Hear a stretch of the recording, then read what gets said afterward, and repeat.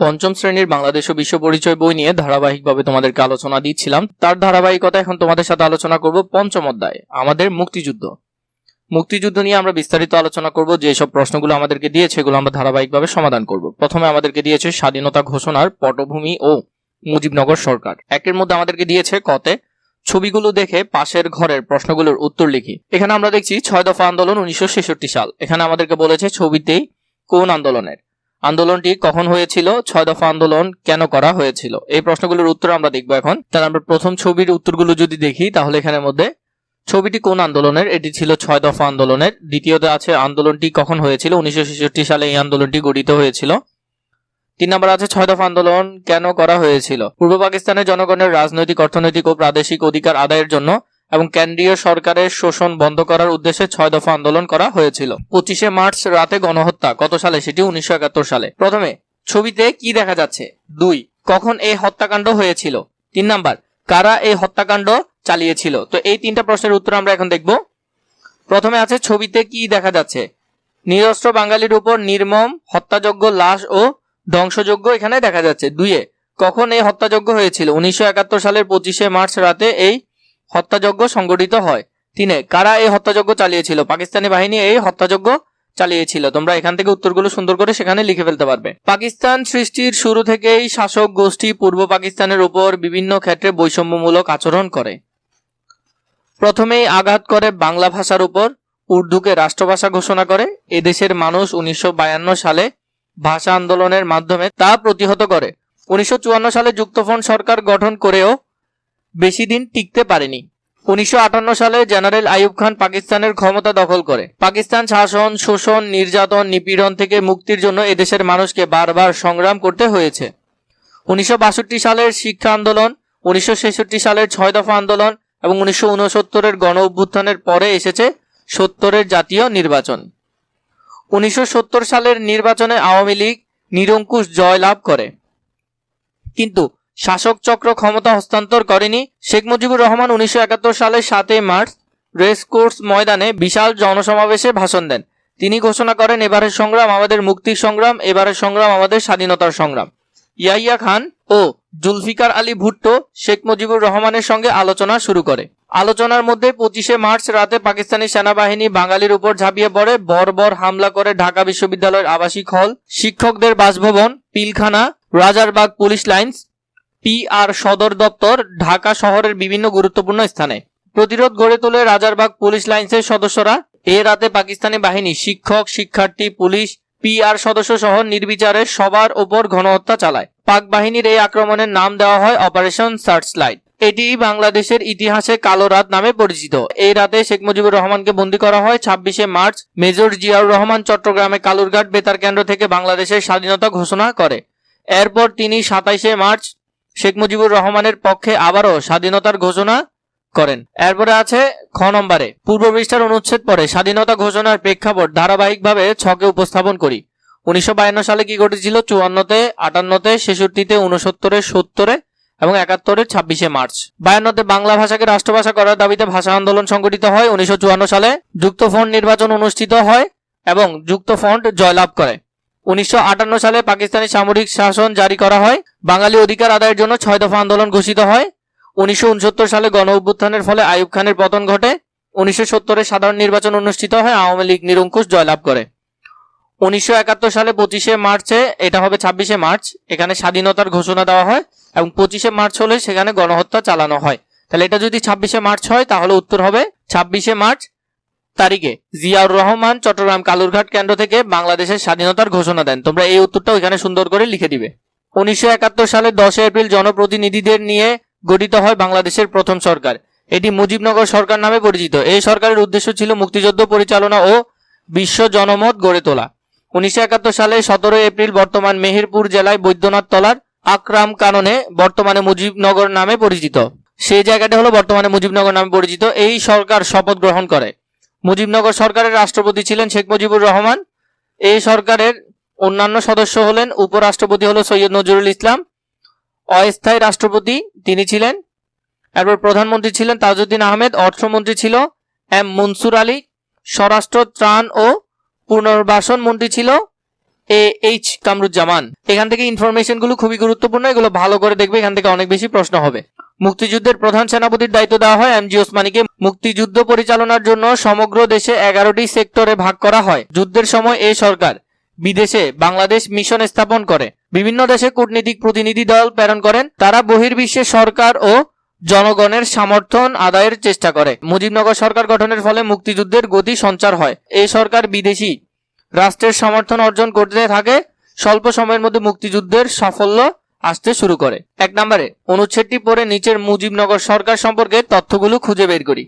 মুজিবনগর সরকার গঠন, বাম পাশের বিষয়ের আলোকে তথ্য লিখি। তো এখানে 17 এপ্রিল 1971 রাষ্ট্রপতি, প্রধানমন্ত্রী, অস্থায়ী রাষ্ট্রপতি, প্রধান সেনাপতির নাম, যে স্থানে সরকার গঠিত হয়েছিল। 1971 সালে 10 এপ্রিল মুক্তিযুদ্ধ পরিচালনার জন্য বাংলাদেশ সরকার গঠিত হয়। 10 এপ্রিল 1971 মধ্যে এই দিন মুজিবনগর সরকার গঠিত হয়। রাষ্ট্রপতি ছিলেন শেখ মুজিবুর রহমান, প্রধানমন্ত্রী ছিলেন তাজউদ্দিন আহমেদ, অস্থায়ী রাষ্ট্রপতি ছিলেন সৈয়দ নজরুল ইসলাম। প্রধান সেনাপতির নাম কি? জেনারেল এম.এ.জি. ওসমানী ছিলেন প্রধান জেনারেল। যে স্থানে সরকার গঠিত হয়েছিল মেহেরপুর জেলায় বৈদ্যনাথতলা, বর্তমান মুজিবনগরে সরকার গঠিত হয়েছিল। গতে বলেছে মুজিবনগর সরকারের অবদান লিখি। এখানের মধ্যে মুজিবনগর সরকারের আমরা অবদানগুলো লিখবো, কি কি অবদান ছিল। মুক্তিযুদ্ধকে সংগঠিত ও পরিচালিত করেছেন। দেশি বিদেশি সমর্থন আদায়ে কূটনৈতিক ভূমিকা পালন করেছে। মুক্তি বাহিনী গঠন ও পরিচালনায় গুরুত্বপূর্ণ ভূমিকা রেখেছে। স্বাধীন বাংলাদেশের রাষ্ট্রীয় ভিত্তি প্রস্তুত করেছেন। তো এই অবদানগুলো তোমরা সেখানে লিখে ফেলবে 4টা। মুক্তিযুদ্ধে মুক্তি বাহিনী, মুক্তিযুদ্ধের মধ্যে মুক্তি বাহিনীর যে ভূমিকা ছিল ছবি 1-এ দিচ্ছে এম.জি. ওসমানী 1971। 2 নম্বর ছবিতে মুক্ত বাহিনী কেমন ছিল সেটা দিয়েছে এখানে। এরপরে দিয়েছে 3 নম্বর 1971 সালে কিভাবে ওরা যুদ্ধ করেছে, মহিলাদেরকে ট্রেনিং, এখানের মধ্যে সেটি দিয়েছে। তাহলে আমরা এই 4টা ছবি থেকে যদি আমরা দেখি, 4টা ছবি সম্পর্কে একটু বর্ণনা দেখলে, ছবি 1-এর মধ্যে এপ্রিলের গণহত্যা 1971 সাল, পাকিস্তানি সেনাবাহিনীর নিরহ বাঙালির উপর নির্যাতন। এরপরে হলো যে সেনারা কি করছে, এখানের মধ্যে ছবিগুলো যদি দেখো তাহলে এখান থেকে তোমরা উত্তর করতে পারবে। আমাদেরকে 45-এর পর বলেছে ক নম্বরে পূর্বের পৃষ্ঠার ছবিগুলো পর্যবেক্ষণ করি, নিচের প্রশ্নের আলোকে বিশ্লেষণ করি। কাকে কাদেরকে দেখতে পাচ্ছি, এখানের মধ্যে ছবি 1-এর মধ্যে কাকে কাদেরকে দেখতে পাচ্ছি। প্রথমটাতে যদি লিখো, আমরা এখানের মধ্যে পাকিস্তানি বাহিনীর সেনাদেরকে দেখতে পাচ্ছি এবং বাঙালিদেরকে দেখতে পাচ্ছি। এটা তোমরা তোমাদের মতো করে সুন্দর করে গুছিয়ে লিখবে। এবং দ্বিতীয় ছবির প্রথমে মুক্তিযোদ্ধাদের একটি দলকে দেখতে পাচ্ছি। তৃতীয় ছবির শুরুতে আমরা কাকে কাদেরকে দেখতে পাচ্ছি, এখানের মধ্যে মুক্তিযুদ্ধের পানি ও পান করতে বিশ্রাম নিতে দেখতে পাচ্ছি। 4 নম্বরের মধ্যে দেখতে পাচ্ছি নারী যোদ্ধা ও সাধারণ নারী জনগণকে আমরা এখানে দেখতে পাচ্ছি। তো এভাবে করে এখানে প্রতিটা সে তারা কি করছে, এই কাজটি কখন ঘটেছে, কেন তারা কাজটি করেছে, এভাবে করে আমরা 4টার উত্তর যদি দেখি ধারাবাহিকভাবে, তাহলে প্রথম ছবির মধ্যে দেখো সেনারা কি করছে, এখানের মধ্যে সেটা দেওয়া আছে। এই কাজটি কখন ঘটেছিল 1971 সালে, কেন তারা কাজটি করছে, বাঙালি দমন করা এবং স্বাধীনতা আন্দোলন করা, এখানের মধ্যে এইভাবে করে তোমরা উত্তরগুলো লিখতে পারো। তারপরে সেনারা কি করছেন, অস্ত্র হাতে যুদ্ধের প্রস্তুতি নিচ্ছেন, কাজটি 1971 সালের। এভাবে করে যে উত্তরগুলো আছে এখানে উত্তরগুলো ধারাবাহিকভাবে সুন্দর করে লিখে ফেলতে পারবে। তারপরে বলেছে মুক্তি বাহিনী, 1971 সালে পাকিস্তানের কবল থেকে বাংলাদেশকে স্বাধীন করতে গঠিত হয় মুক্তি বাহিনী। ছাত্র, যুবক, কৃষক, শ্রমিক, পুলিশ, ইপিআর ও সামরিক বাহিনীর সদস্য নিয়ে গড়ে ওঠে মুক্তি বাহিনী। মুক্তি বাহিনীর প্রধান সেনাপতি ছিলেন জেনারেল মোহাম্মদ আতাউর গনি ওসমানী। উপপ্রধান সেনাপতি ছিলেন গ্রুপ ক্যাপ্টেন এ.কে. খন্দকার। মুক্তি বাহিনীকে 3টি ব্রিগেড ফোর্সে ভাগ করা হয়েছিল। মেজর খালেদ মোশাররফের নেতৃত্বে কে ফোর্স, এখানে মেজর খালেদের নেতৃত্বে হলো কে ফোর্স, মেজর কে.এম. শফিউরের নেতৃত্বে এস ফোর্স এবং মেজর জিয়াউর রহমানের নেতৃত্বে জেড ফোর্স করা হয়। মেজর জিয়াউর রহমানের জেড ফোর্স। ভারতের পশ্চিমবঙ্গ, ত্রিপুরা ও আসামের মুক্তিযুদ্ধের প্রশিক্ষণ দেওয়া হয়। মুক্তিযুদ্ধে অংশগ্রহণের জন্য যুবকদের যুব ক্যাম্পে ট্রেনিং এর ব্যবস্থা করা হয়। মুক্তিযুদ্ধে অংশগ্রহণের জন্য যুবকদের যুব ক্যাম্পে ট্রেনিং এর ব্যবস্থা করা হতো। প্রশিক্ষণ শেষে তারা কাঁধে কাঁধ মিলিয়ে পাক হানাদার বাহিনীর বিরুদ্ধে যুদ্ধে ঝাঁপিয়ে পড়েন। তারা মাইন বসিয়ে রাস্তা ও সেতু নষ্ট করে পাক সেনাদের যাতায়াতের বাধার সৃষ্টি করেন এবং বন্দর অচল করে দেন। মুক্তিবাহিনী গেরিলা আক্রমণ করে হানাদার বাহিনীকে পরাস্ত করতে থাকেন। নৌ কমান্ড 1971 সালে 15 আগস্ট অপারেশন জ্যাকপট নামে প্রথম অভিযান পরিচালনা করে। এতে রাতে নৌ কমান্ডের একযোগে মংলা, চট্টগ্রাম, চাঁদপুর, নারায়ণগঞ্জ বন্দর আক্রমণ করে। পাকিস্তান বাহিনীর 26টি পণ্য ও সমরাস্ত্রবাহী জাহাজ এবং গানবোট ডুবিয়ে দেয়। তো এখানের মধ্যে আমরা মুক্তিযুদ্ধের সময়কার একটা ছবি দেখতে পাচ্ছি। এখানে নারী মুক্তিযোদ্ধারাও সশস্ত্র প্রশিক্ষণ নিয়ে মুক্তিযুদ্ধে ব্যাপক ভূমিকা রেখেছে। তারা মুক্তিযুদ্ধের প্রয়োজনীয় সব ধরনের সাহায্য সহযোগিতা করেন। সেবা, চিকিৎসা, ওষুধপত্র, খাবার, প্রয়োজনীয় অর্থ ও গোপন তথ্য আদান প্রদানে নারী মুক্তিযোদ্ধাগণ অবদান রাখেন। অস্ত্র বহন, অস্ত্র চালনা, মুক্তিযোদ্ধাদের নিরাপদ আশ্রয় প্রশ্রয় দিতে নারী মুক্তিযোদ্ধারা পিছপা হননি। সংস্কৃতি কর্মীরা বিভিন্নভাবে মুক্তিযুদ্ধে অবদান রেখেছে। স্বাধীন বাংলাদেশের বেতার কেন্দ্রে গান, কবিতা, চরমপত্র ও সংবাদ বুলেটিন প্রচার করে এ কাজে মুক্তিযুদ্ধের উৎসাহ ও সাহস জুগিয়েছে। যুদ্ধে শহীদ হয়েছে অসংখ্য মুক্তিযোদ্ধা, অনেকেই পঙ্গুত্ব বরণ করেছেন। মুক্তিযুদ্ধের এই অবদানে আমরা কখনো ভুলবো না। মুক্তিযুদ্ধের এই অবদান আমরা কখনো ভুলবো না। খতে অনুচ্ছেদটি পড়ে মুক্তিযোদ্ধাদের অবদান আমরা এখানে লিখবো। এখানে মধ্যে ছোট একটা জায়গা দিয়েছে, তাই আমরা ছোট করে দেখার চেষ্টা করব। মুক্তিযুদ্ধের নারী মুক্তিযোদ্ধাদের অবদান ছিল অত্যন্ত গুরুত্বপূর্ণ ও গৌরবময়। তারা সরাসরি যুদ্ধের পাশাপাশি বিভিন্নভাবে মুক্তিযোদ্ধাদের সহযোগিতা করেছেন। অনেক নারী অস্ত্র চালানোর প্রশিক্ষণ নিয়ে যুদ্ধে অংশ নেন। আবার অনেক মুক্তিযোদ্ধাদের জন্য খাদ্য, কাপড়, অর্থ ও আশ্রয়ের ব্যবস্থা করেন। আহত মুক্তিযোদ্ধাদের সেবা ও চিকিৎসার দায়িত্ব নারীরা পালন করেন। তারা গুপ্তচর হিসেবে তথ্য সংগ্রহ, আদান প্রদান করে শত্রুদের বিরুদ্ধে গুরুত্বপূর্ণ ভূমিকা রাখেন। সংস্কৃতি কর্মীরা গান, কবিতা, নাটকের মাধ্যমে মানুষকে মুক্তিযুদ্ধের উদ্ধৃত করেন। নারী মুক্তিযোদ্ধাদের সাহস, ত্যাগ, আত্মত্যাগের কারণে মুক্তিযুদ্ধ আরো শক্তিশালী হয়। তাদের অবদান কখনো ভোলার নয়। মুক্তিযুদ্ধের সাধারণ মানুষ। বাংলাদেশের মুক্তিযুদ্ধে জাতি, ধর্ম, বর্ণ নির্বিশেষে সকল শ্রেণীর মানুষের অবদান রয়েছে। তারা বিভিন্ন বাহিনীতে যোগ দিয়ে যুদ্ধে অংশগ্রহণ করেন। যারা সরাসরি অংশগ্রহণ করতে পারেনি তারা নানাভাবে মুক্তিযোদ্ধাদের সহায়তা করেছেন। গ্রামের সাধারণ মানুষই মুক্তিযোদ্ধাদের খাবার, চিকিৎসা, অর্থ, আশ্রয় দিয়ে সহযোগিতা করেছেন। অনেকে আবার শত্রু বাহিনীর খবর সংগ্রহ করে মুক্তিযোদ্ধাদের জানিয়েছেন। নারীরা খাবার রান্না করে, জামা কাপড় সংগ্রহ করে এবং আহত মুক্তিযোদ্ধাদের সেবা দিয়ে সহায়তা করেছেন। ক্ষুদ্র নৃগোষ্ঠীর সাধারণ মানুষ এই যুদ্ধে অবদান রেখেছেন। মুক্তিযুদ্ধে সাধারণ মানুষের অবদান ভুলার নয়। তারা দেশকে ভালোবাসতে ও দেশের প্রয়োজনে নিজেকে কিভাবে উৎসর্গ করতে হয় তা শিখিয়েছেন। গতে সাধারণ মানুষ মুক্তিযুদ্ধে কিভাবে অবদান রেখেছেন তা লিখি। অবদানের ক্ষেত্র কিভাবে অবদান রেখেছেন? খাদ্য, আশ্রয়, সেবা, সাহায্য, যোগাযোগ, এগুলোর ক্ষেত্রে তাদের অবদান ছিল। তাহলে কিভাবে অবদান রেখেছেন তা আমরা এই বক্সে লিখব। খাদ্যের ক্ষেত্রে মুক্তিযোদ্ধাদের খাবার, চাল, ডাল ও শুকনো খাদ্য সরবরাহ করেছেন। আশ্রয়ের ক্ষেত্রে মুক্তিযোদ্ধাদের নিজ ঘরে বা নিরাপদ স্থানে আশ্রয় দিয়েছেন। সেবা, সহায়তা, আহত মুক্তিযোদ্ধাদের চিকিৎসা, সেবা ও পরিচর্যা করেছেন। যোগাযোগ, গোপন খবর আদান প্রদান, চিঠি পৌঁছানো, তথ্য সরবরাহ করেছেন। মুক্তিযুদ্ধকালে স্থানীয় ও আন্তর্জাতিক শক্তিসমূহের ভূমিকা। ছবিটি পর্যবেক্ষণ করে প্রশ্নগুলোর উত্তর খুঁজে বের করি। তাহলে এখানে ছবিতে আমরা দেখেছি তাঁবু টাঙিয়ে। ভারতে আশ্রয় গ্রহণকারী শরণার্থী শিবির 1971। ছবিটি কোন সময়ের? শরণার্থী শিবিরটি কোথায়? কেন তারা সেখানে আশ্রয় নিয়েছিল? 1971 সালে মুক্তিযুদ্ধের সময় শরণার্থী শিবির কোথায়? ভারতের বিভিন্ন সীমান্তবর্তী এলাকায়। কেন তারা সেখানে আশ্রয় নিয়েছিল? পাকিস্তানি হানাদার বাহিনীর নির্যাতন, হত্যা ও ধ্বংসযজ্ঞের থেকে বাঁচার জন্য। পাকিস্তানি হানাদার বাহিনীর নির্যাতন, হত্যা ও ধ্বংসযজ্ঞ থেকে বাঁচার জন্য তারা সেখানে আশ্রয় নিয়েছেন। এরপরে যদি আমরা দেখি concert for Bangladesh, George Harrison, new York, 1971। ছবিতে কে গান গাইছেন? কখন ও কোথায় গেয়েছিলেন? তিনি কি উদ্দেশ্যে গান গেয়েছিলেন? জর্জ হ্যারিসন বাংলাদেশের মানুষদের দুঃখ দুর্দশার কথা বিশ্ববাসীর কাছে তুলে ধরতে নিউ ইয়র্কে গান গেয়েছিলেন। মুক্তিযুদ্ধের পক্ষে আন্তর্জাতিক সমর্থন আদায় ও তহবিল সংগ্রহের জন্য তিনি এটি করেছিলেন। যুব ক্যাম্পে মুক্তি বাহিনীর প্রশিক্ষণ, ভারত, 1971 সাল। ছবিটি কোন সময়ের? ছবিটি কিসের? কোথায় ট্রেনিং দেওয়া হয়েছিল? কাদের ট্রেনিং দেওয়া হয়েছিল?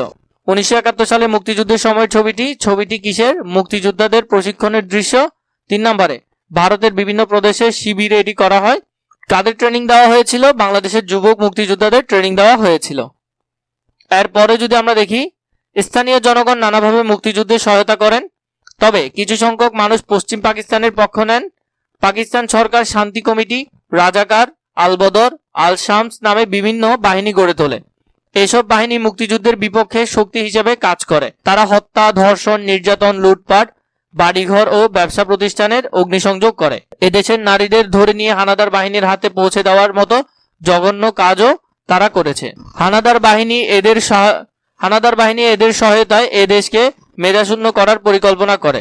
10 থেকে 14 ডিসেম্বরের মধ্যে তারা এদেশের বুদ্ধিজীবীদের উপর হত্যাযজ্ঞ চালায়। বুদ্ধিজীবীদের স্মরণে প্রতি বছর 14 ডিসেম্বর শহীদ বুদ্ধিজীবী দিবস পালন করা হয়। তাছাড়া কিছু দেশের সরকারও মুক্তিযুদ্ধের বিপক্ষে অবস্থান নিয়ে পাকিস্তানি বাহিনীর সহায়তা করে। আবার অনেক দেশ বাংলাদেশকে মুক্তিযুদ্ধের প্রতি সমর্থন জানায়। প্রতিবেশী দেশ ভারত সরাসরি বাংলাদেশের মুক্তিযুদ্ধের প্রতি সমর্থন জানায়। ভারত এদেশের প্রায় 1 কোটি শরণার্থীকে আশ্রয় দেয়। শরণার্থী ও মুক্তিযোদ্ধাদের খাদ্য, বস্ত্র, চিকিৎসা সেবা দেয়। মুক্তিযুদ্ধে সহায়তা করার জন্য ভারত মিত্রবাহিনী গঠন করে। ইংল্যান্ডের জনপ্রিয় শিল্পী জর্জ হ্যারিসন যুক্তরাষ্ট্রের নিউ ইয়র্ক শহরে 1971 সালে 1 আগস্ট কনসার্টের আয়োজন করেছিলেন। এই কনসার্ট হতে সংগৃহীত $2,50,000 শরণার্থীদের সাহায্যার্থে দেওয়া হয়েছিল। বিষয়বস্তু পড়ে মুক্তিযুদ্ধকালে স্থানীয় শক্তিসমূহের তালিকা তৈরি করি। এখানের মধ্যে আমরা তালিকাটা লিখবো। তাহলে আমরা যদি খ নম্বর দেখি, বিষয়বস্তু পড়ে মুক্তিযুদ্ধের স্বাধীন শক্তিসমূহের ভূমিকা তৈরি করি। মুক্তিযুদ্ধের স্বাধীন শক্তিসমূহ গুরুত্বপূর্ণ ভূমিকা পালন করে। ভারতের সরকার সরাসরি বাংলাদেশের মুক্তিযুদ্ধকে সমর্থন করে। তারা শরণার্থীদের আশ্রয় দেয় এবং খাদ্য, বস্ত্র, চিকিৎসা ও প্রশিক্ষণের ব্যবস্থা করে। বিভিন্ন দেশে বাংলাদেশের মুক্তিযুদ্ধের পক্ষে জনমত গড়ে তোলে। আন্তর্জাতিক অঙ্গনে পাকিস্তানের নির্যাতনের বিষয়টি তুলে ধরা হয়। জর্জ হ্যারিসনের কনসার্ট ফর বাংলাদেশের মাধ্যমে অর্থ সংগ্রহ করে শরণার্থীদের সাহায্য করা হয়। এইসব সহায়তার ফলে মুক্তিযুদ্ধ আরো শক্তিশালী এবং বিজয় ত্বরান্বিত হয়। এতে ঘতে কি বলেছে, বিষয়বস্তুর আলোকে মুক্তিযুদ্ধকালে স্থানীয় বিপক্ষ শক্তির কর্মকাণ্ড নিচে লিপিবদ্ধ করো। পাকিস্তান হানাদার বাহিনীকে সহযোগিতা করেছে, গণহত্যা, লুটপাট এবং অগ্নিসংযোগ দিয়েছে, মুক্তিযোদ্ধা ও সাধারণ মানুষের বিরুদ্ধে ষড়যন্ত্র করেছে। আমাদের মুক্তিযুদ্ধে আন্তর্জাতিক সম্প্রদায় কিভাবে সহায়তা করেছিল তা নিম্নের ছকে লিখি। করেছিল শরণার্থীদের জন্য খাদ্য, বস্ত্র, চিকিৎসা সহায়তা দিয়েছে। আন্তর্জাতিক গণমাধ্যমে বাংলাদেশের পক্ষে জনমত তৈরি করেছে। অর্থ সংগ্রহ ও ত্রাণ সহায়তার মাধ্যমে মুক্তিযুদ্ধকে সমর্থন করেছে। তাহলে এই অংশটা তোমরা এখান থেকে সুন্দর করে লিখে ফেলতে পারবে। 4 নম্বরে আমাদের বিজয়। কতে আমাদেরকে বলেছে ছবিগুলো পর্যবেক্ষণ করে পাশের প্রশ্নগুলোর উত্তর লিখি। প্রথমে ছবিতে দেখছি আমাদের যে বিজয়, সেই বিজয় অনুসারে আমাদেরকে এখানে ছবিটি দিয়েছে। ছবিটি কোন সময়ে, তারা কি করছেন? 1 নম্বরে ছবিটি কোন সময়ে? 16 ডিসেম্বর 1971 সালের। তারা কি করছে? পাকিস্তানি বাহিনী আত্মসমর্পণ করেছে। 3 নম্বরে এই ঘটনার মাধ্যমে বাংলাদেশে কি অর্জন করে? বাংলাদেশ স্বাধীনতা ও বিজয় অর্জন করে। এর পরবর্তীতে আমরা যদি দেখি 16 ডিসেম্বর 1971 সাল রেস কোর্স ময়দানে আত্মসমর্পণ। পাকিস্তানি বাহিনী অস্ত্র সমর্পণ 1971 সাল। 1 নম্বরে ছবিটি কোন সময়ের? 2 নম্বরে ছবিটিতে কাদের দেখা যাচ্ছে, তারা কি করছেন? 1971 সালে মুক্তিযুদ্ধের শেষে এটি পাকিস্তানি সেনারা এখানে আছেন এবং তারা অস্ত্র সমর্পণ করেছেন। এর পরবর্তীতে যদি আমরা দেখি মুক্তিযুদ্ধ ও জনগণের বিজয় উল্লাস 1971। 1 নম্বরে ছবিটি কোন সময়ের? ছবিটি কাদের দেখা যাচ্ছে এবং তারা কি করেছেন? মুক্তিযুদ্ধ ও সাধারণ বিজয় উল্লাসে মেতে ওঠা জনগণকে দেখা যাচ্ছে। 3 তারা কি করছেন? তারা বিজয় উদযাপন করছেন ও স্বাধীনতার আনন্দ প্রকাশ করছে। মুক্তিবাহিনী বহুমুখী আক্রমণে পাকিস্তানি বাহিনী দুর্বল হতে থাকে। অক্টোবর-নভেম্বর মাস থেকেই অনেক অঞ্চল মুক্ত হতে শুরু হয়। 1971 সালে 21শে নভেম্বর মিত্রবাহিনী ও মুক্তিবাহিনী মিলে গঠন করা হয়। যৌথ বাহিনীর প্রধান ছিলেন লেফটেন্যান্ট জেনারেল জগদীশ সিং আরোরা। 1971 সালে 4 ডিসেম্বর পাকিস্তানি বাহিনী ভারতে বোমা হামলা করে। জবাবে যৌথ বাহিনী একযোগে স্থল, নৌ ও বিমান হামলা চালায়। জেনারেল নিয়াজির নেতৃত্বে পাকিস্তানি বাহিনীর যুদ্ধ চালিয়ে যাওয়ার শক্তি হারিয়ে ফেলে।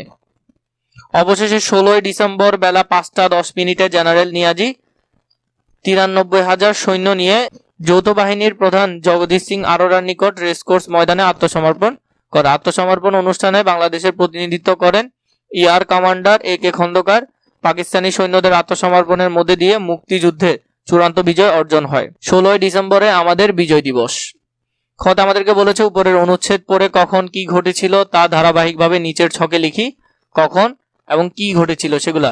21শে নভেম্বর 1971 কি ঘটেছিল?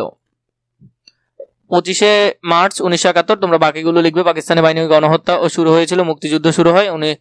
নভেম্বর 1971 মুক্তিবাহিনী ও মিত্রবাহিনী যৌথভাবে যুদ্ধ জোরদার করে। 3 ডিসেম্বর পাকিস্তান ভারত আক্রমণ করলে সরাসরি ভারত যুদ্ধ জড়ায়। 16 ডিসেম্বর 1971 পাকিস্তানি বাহিনী আত্মসমর্পণ করে বাংলাদেশ বিজয় অর্জন করে। এটা খুবই গুরুত্বপূর্ণ, এখান থেকে তোমরা সুন্দর করে লিখে নেবে। ঘতে বলেছে পূর্বের পৃষ্ঠার তথ্য নিয়ে নিচের প্রশ্নগুলোর উত্তর লিখি। কোন জায়গায় আত্মসমর্পণের দলিল স্বাক্ষরিত হয়?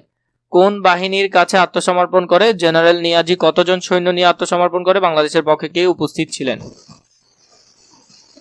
ঢাকার রেসকোর্স ময়দানে আত্মসমর্পণ করা হয় যৌথ বাহিনী, মুক্তিবাহিনী ও মিত্রবাহিনী এর কাছে। লে জেনারেল জগদীশ সিং আরোরার কাছে আত্মসমর্পণ করেন। বাংলাদেশের পক্ষে ছিলেন মুক্তিবাহিনীর প্রতিনিধিরা ছিলেন এবং বাংলাদেশের প্রতিনিধিত্ব করেন এয়ার কমান্ডার এ কে খন্দকার। তোমরা এই নামটা সেখানে লিখে দিতে পারো, শেষেরটাতে লিখে দিতে পারবে। এখানে বাংলাদেশের পক্ষে প্রতিনিধিত্ব করেন এ কে খন্দকার। বাংলাদেশ সরকার মুক্তিযুদ্ধ অসীম সাহসিকতা ও বীরপূর্ণ অবদানের স্বীকৃতি স্বরূপ মুক্তিযোদ্ধাদের বীর সূচক বাংলাদেশ সরকার মুক্তিযুদ্ধে অসীম সাহসিকতা ও বীরত্বপূর্ণ অবদানের স্বীকৃতি স্বরূপ মুক্তিযোদ্ধাদের বীরত্ব সূচক 4টি রাষ্ট্রীয় খেতাব প্রদান করে: বীর শ্রেষ্ঠ, বীরোত্তম, বীর বিক্রম, বীর প্রতীক। পরে আমরা আমাদের যদি বীরশ্রেষ্ঠ যে 7 শহীদ আছে মুক্তিযোদ্ধা তাদেরকে দেখি। বীরশ্রেষ্ঠ মহিউদ্দিন জাহাঙ্গীর, জন্ম 1949, মৃত্যু 1971। বীর শ্রেষ্ঠ মতিউর রহমান, জন্ম 1941, মৃত্যু 1971। বীর শ্রেষ্ঠ হামিদুর রহমান, জন্ম 1953, মৃত্যু 1971। বীরশ্রেষ্ঠ নূর মোহাম্মদ শেখ, জন্ম হলো 1936, মৃত্যু 1971। বীরশ্রেষ্ঠ মোস্তফা কামাল, জন্ম 1947, মৃত্যু 1971। বীরশ্রেষ্ঠ রুহুল আমিন, জন্ম 1935, মৃত্যু 1971। বীরশ্রেষ্ঠ মুন্সি আব্দুর রৌফ, জন্ম 1943, মৃত্যু 1971। তো ওদের 7 জনের কথা তোমরা মনে রাখবে এবং দোয়া করবে ওদের জন্য। খেতাবপ্রাপ্তদের মধ্যে নারী যোদ্ধা আছেন 2 জন, তারামন বিবি ও ক্যাপ্টেন সেতারা বেগম। তারা 2 জন বীর প্রতীক খেতাবপ্রাপ্ত। সকল মুক্তিযোদ্ধাই আমাদের শ্রেষ্ঠ সন্তান। মুক্তিযোদ্ধা ও সাধারণ মানুষের অবদানে আমরা আজ স্বাধীন দেশের নাগরিক। তাদের অবদানকে আমরা ভুলবো না, শ্রদ্ধা ভরে স্মরণ করব চিরকাল। তাহলে তারামন বিবি এবং ক্যাপ্টেন সেতারা বেগম, তারা 2 জনও নারী হিসেবে প্রতীক পাপ। এছাড়া আমাদের দেশের যে সাধারণ মানুষরা ছিল তাদেরকেও আমরা মনে রাখবো যারা এই যুদ্ধে অংশগ্রহণ করেছে। ঘতে আমরা মুক্তিযোদ্ধাদের নিয়ে একটি দেয়াল পত্রিকা তৈরি করি। তাহলে এখানের মধ্যে তুমি যদি চাও ছবির আলোকে তুমি এখানে লিখতে পারো সুন্দর করে, এই যে দেওয়াল পত্রিকার মতো নিজে বানাতে পারবে। দেওয়াল পত্রিকা নিজেরা মিলে তোমরা একটা দেওয়াল পত্রিকা বানাবে এই উপরের তথ্যগুলো থেকে। 5 নম্বরে জাতীয় দিবস সমূহ উদযাপন। নিচের ছবিগুলো পর্যবেক্ষণ করি এবং কোন ছবিতে কি ঘটেছে তা পাশের ঘরে লিখি। এখানের মধ্যে আমরা দেখছি শহীদ মিনার, এখানের মধ্যে আমরা লিখবো। এখানের মধ্যে আমরা আরেকটা ছবি দেখতে পাচ্ছি, এখানে আমরা আরেকটা দেখতে পাচ্ছি। এভাবে করে আমরা ছবিগুলোর বর্ণনা লিখবো। প্রথম ছবি, এই ছবিতে শহীদ মিনারে মানুষ ফুল দিতে যাচ্ছে। সবাই 21শে ফেব্রুয়ারি উপলক্ষে শহীদদের প্রতি শ্রদ্ধা জানাচ্ছে। ভাষা শহীদদের স্মরণে তারা প্রভাত ফেরিতে অংশ নিয়েছে। দ্বিতীয় ছবিতে যদি আমরা দেখি, এই ছবিতে স্কুলের শিক্ষার্থীদের প্রভাত ফেরি করতে দেখা যাচ্ছে। তারা জাতীয় দিবস উপলক্ষে সারিবদ্ধভাবে হাঁটছে এবং দেশপ্রেমের পরিচয় দিচ্ছে। এই ছবিতে জাতীয় স্মৃতিসৌধে মানুষকে ফুল দিতে দেখা যাচ্ছে। সবাই মহান মুক্তিযুদ্ধের শহীদদের প্রতি শ্রদ্ধা জানাচ্ছে। এরপরে যদি আমরা দেখি খতে, আমাদের অংশগ্রহণ করা একটি জাতীয় দিবসে কি কি করেছি তা লিখি। প্রথমে ভোরে উঠে পরিষ্কার পরিচ্ছন্ন হয়ে জাতীয় স্মৃতিসৌধ বা শহীদ মিনারে গিয়েছি। শহীদের স্মরণে ফুল দিয়ে শ্রদ্ধা জানিয়েছি। প্রভাত ফেরি ও আলোচনা সভায় অংশ নিয়েছি। দেশাত্মবোধক গান ও কবিতা আবৃত্তি করেছি। এগুলা কাজ সুন্দর করে এখানে লিখে নিবে। আমাদের দেশের গুরুত্বের সাথে বিভিন্ন জাতীয় দিবস পালন করা হয়। এই দিবসগুলো যথাযথ মর্যাদায় সকল সরকারি ও বেসরকারি প্রতিষ্ঠান এবং সর্বস্তরের জনগণ পালন করে। এই দিবসসমূহ উদযাপনের মধ্যে দিয়ে আমাদের মধ্যে মুক্তিযুদ্ধের চেতনার প্রকাশ ঘটে। আমরা দেশপ্রেমের উদ্যত হই, ভ্রাতৃত্ববোধ গড়ে ওঠে, জাতি সুনাগরিক হিসেবে গড়ে ওঠে। আমরা আমাদের ইতিহাসের গুরুত্ব বুঝতে পারি। বিশ্বের সকল মানুষের কাছে বাংলাদেশের পরিচয় তুলে ধরা যায়। আমাদের উল্লেখযোগ্য জাতীয় দিবস: 21শে ফেব্রুয়ারি শহীদ দিবস, আন্তর্জাতিক মাতৃভাষা দিবস। 26শে মার্চ স্বাধীনতা দিবস। 14ই ডিসেম্বর শহীদ বুদ্ধিজীবী দিবস। 16ই ডিসেম্বর বিজয় দিবস। তাহলে এখান থেকে আমরা এগুলো লিখতে পারবো। ঘতে আমাদেরকে বলেছে জাতীয় দিবস সমূহ উদযাপনের গুরুত্ব আমরা এখানে লিখবো। 1, 2, 3, 4 এগুলো আমরা গুরুত্বগুলো লিখবো। জাতীয় দিবস আমাদের ইতিহাস ও ঐতিহ্য সম্পর্কে সচেতন করে, দেশপ্রেম ও জাতীয় সচেতনতা জাগ্রত করে, নতুন প্রজন্মকে দেশের ত্যাগ ও সংগ্রামের কথা জানায়, জাতিকে ঐক্যবদ্ধ করে ও জাতির পরিচয় সুদৃঢ় হয়। তো এই অংশটা খুবই ভালো করে পড়বে। যে কোনো একটি জাতীয় দিবস উদযাপনের পরিকল্পনা নিচের ছকে লিখি। জাতীয় দিবসের নাম, কি কি করব, কখন করব, কে কে দায়িত্বে থাকবে, কে সহায়তা করবে। এখানের মধ্যে আমরা লিখব প্রধান শিক্ষক ও শ্রেণী শিক্ষক। আমরা বক্সটা পূরণ করব। জাতীয় পতাকা উত্তোলন সকাল 8টায় থাকবে প্রধান শিক্ষক ও শ্রেণী শিক্ষকরা এখানে থাকবে। আলোচনা সভায় সকাল 9টায় শিক্ষক বৃন্দরা থাকবে এবং সহায়তা করবে প্রধান শিক্ষক এবং শ্রেণী শিক্ষক। দেশাত্মবোধক গান সকাল 10টায় শুরু হবে, শিক্ষার্থীরা গাইবে এটি। প্রধান শিক্ষক ও শ্রেণী শিক্ষক সাহায্য করবে। সাংস্কৃতিক অনুষ্ঠান সকাল 11টা, সাংস্কৃতিক দল থাকবে শিক্ষার্থীদের, প্রধান শিক্ষক ও শ্রেণী শিক্ষক এখানে সাহায্য করবে। এখন তোমাদের পঞ্চম শ্রেণীর পঞ্চম অধ্যায়ের অনুশীলন নিয়ে আলোচনা করব। ধারাবাহিকভাবে আমরা প্রতিটি পর্ব নিয়ে আলোচনা করছি গুছালো আকারে। তোমরা ভিডিওগুলো অনেক বেশি দেখছো, তাই আমি তোমাদেরকে তাড়াতাড়ি দেওয়ার চেষ্টা করছি। ক নম্বরে বলেছে সঠিক উত্তরের পাশে টিক চিহ্ন দাও। মুক্তিযুদ্ধ পরিচালনার জন্য সমগ্র দেশকে কয়টি সেক্টরে ভাগ করা হয়? এটা তোমরা সবাই পারবে, 11টি সেক্টরে ভাগ করা হয়। পাকিস্তান সৃষ্টির পরে শাসক গোষ্ঠী প্রথমে আঘাত করে কিসের উপর? আমাদের ভাষার উপর ওরা প্রথমেই আঘাত করে। কোন বাহিনী অপারেশন জ্যাকপট অভিযান চালায়? এটি হবে নৌবাহিনী অপারেশন জ্যাকপট চালায়। এরপরে খতে কি আছে? সঠিক শব্দ বসিয়ে শূন্যস্থান পূরণ করি। অপারেশন সার্চ লাইট বাংলাদেশি ইতিহাসে কালো রাত নামে পরিচিত। এটা কি হবে? এটা হবে যে কালো রাত না বা গণহত্যা নামে পরিচিত। কালো রাত তোমরা দিতে পারো এখানে। নারী মুক্তিযোদ্ধাদের মধ্যে দুজন ড্যাশ খেতাবপ্রাপ্ত। তারা হলো বীর প্রতীক খেতাবপ্রাপ্ত। কি ছিলেন? বীর প্রতীক খেতাবপ্রাপ্ত ছিলেন। তারা ছিলেন বীর প্রতীক খেতাবপ্রাপ্ত। তারা ছিলেন বীর প্রতীক খেতাবপ্রাপ্ত। তাহলে এখানের মধ্যে দেখো বীর প্রতীক খেতাবপ্রাপ্ত।